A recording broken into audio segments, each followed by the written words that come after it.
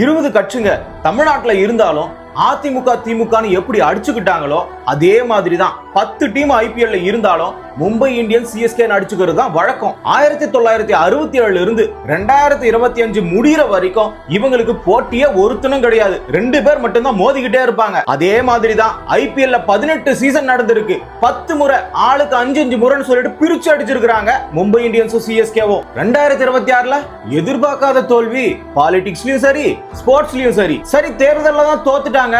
அது மாதிரி தான் இவங்களுக்கு நடந்திருக்குன்னு பார்த்தா கட்சிக்குள்ளார என்ன நடந்ததோ அதே தான் மும்பை இந்தியன்ஸ் சிஎஸ்கே குடும்பத்துக்குள்ளாரவும் நடந்திருக்கு. டிஎம்கேவோட தலைமை ஸ்டாலின் தோத்த மாதிரி இந்த இடத்துல தோனி மேட்சுக்குள்ளாரவே ஆடல. சிஎஸ்கேவுல டிஎம்கேவுல கூட்டணி கட்சிகள்லாம் பிரிஞ்சு போற மாதிரி சிஎஸ்கேவுல நல்லா ஆடினவெல்லாம் அடிபட்டு போறான். டிஎம்கே என்னதான் தோத்தாலும் எதிர்கட்சியாவது நிக்கிறான். அந்த மாதிரி தான் சிஎஸ்கே இங்க பிளே ஆஃப் போறதுக்கு கொஞ்சமாச்சும் ட்ரை பண்ணிருக்கான். இன்னொருத்தனை நினைச்சாதான் ரொம்ப ரொம்ப பாவமா இருக்கு. அது எலெக்ஷனா இருந்தாலும் சரி இந்த ஐபிஎல் சீசனா இருந்தாலும் சரி வேற யாரும் இல்ல மும்பை இந்தியன்ஸ் ஏடிஎம்கே தான். ஏடிஎம்கே எப்படி 3வது கட்சியா போனாங்களோ அந்த மாதிரி மும்பை இந்தியன்ஸ் பாயிண்ட்ஸ் டேபிள்ல கடைசி இடத்துக்கு போயிட்டாங்க. அதாவது 2 பேருமே அட்ரஸ் இல்லாம ஆயிட்டாங்க. இத கூட பொறுத்துக்கலாங்க.